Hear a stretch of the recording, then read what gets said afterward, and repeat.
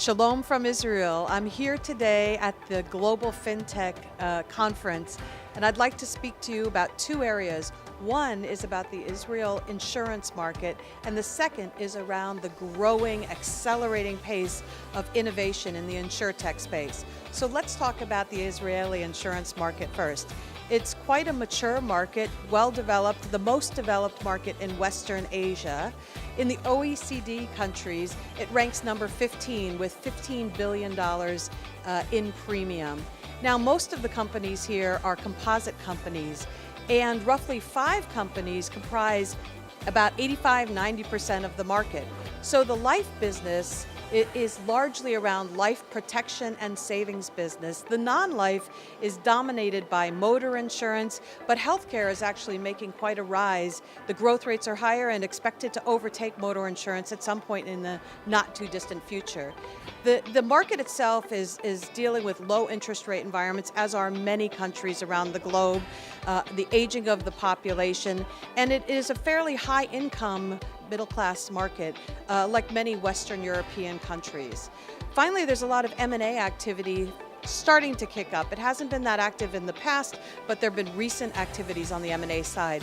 Now, regulation is a very critical area in Israel. There's been a tremendous volume of regulation relative to other countries, so much so that the cost of compliance is really a very significant matter. But one interesting thing about the regulation is that just in 2018, a recent law was passed to allow new digital companies to set up more quickly with lower capital requirements, which really is part of what the regulator has been emphasizing, which is digital by default. So Israel is a very interesting insurance market.